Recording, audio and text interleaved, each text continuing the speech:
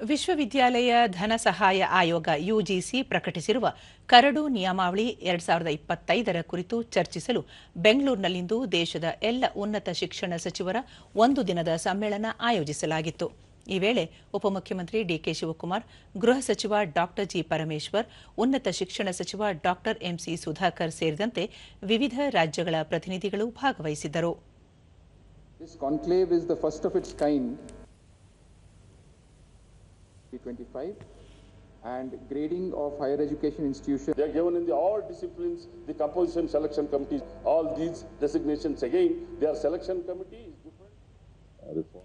ಬಳಿಕ ಡಿಕೆ ಶಿವಕುಮಾರ್, ರಾಜ್ಯದಲ್ಲಿ 70ಕ್ಕೂ ಹೆಚ್ಚು ವೈದ್ಯಕೀಯ ಕಾಲೇಜುಗಳು, 250ಕ್ಕೂ ಹೆಚ್ಚು ಇಂಜಿನಿಯರ್ ಕಾಲೇಜುಗಳಿವೆ. ಉನ್ನತ ಶಿಕ್ಷಣದ ಗುಣಮಟ್ಟ ಕಾಯ್ದುಕೊಳ್ಳಲು ರಾಜ್ಯ ಸರ್ಕಾರ ಆದ್ಯತೆ ನೀಡಿದೆ.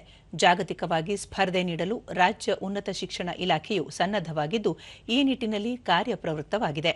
ಹಲವು ವಿಶ್ವವಿದ್ಯಾಲಯಗಳು ಜಾಗತಿಕ ಮಟ್ಟದ ಶಿಕ್ಷಣವನ್ನು ನೀಡುವಲ್ಲಿ ನಿರತವಾಗಿವೆ ಎಂದು ಹೇಳಿದರು. ವಿಶ್ವವಿದ್ಯಾಲಯಗಳ ಆಡಳಿತ ವಿಚಾರದಲ್ಲಿ ಸಾಕಷ್ಟು ಸುಧಾರಣೆ ಮಾಡುವ ಅಗತ್ಯವಿದೆ. ಈ ವಿಚಾರಗಳ ಬಗ್ಗೆ ಸಮ್ಮೇಳನದಲ್ಲಿ ಪಾಲ್ಗೊಂಡಿರುವವರು ಬೆಳಕು ಚೆಲ್ಲಬೇಕಾಗಿದೆ ಎಂದು ಹೇಳಿದರು. Our quality of education is very high. I remember even our younger days, about 30-40 years back, all the leaders, all the students from North India still used to come to South India for quality education on technical or medical. Still, Karnataka has more than 70 medical colleges in Karnataka, as far as Karnataka.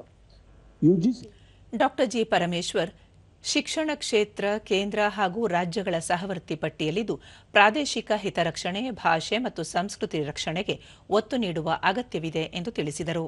A fight or a difference between the state and the center. It is to coordinate. It is to suit the national interest and also the state interest.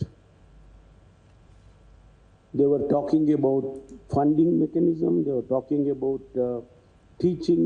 They were talking about so many other aspects to improve the academic standards of the university.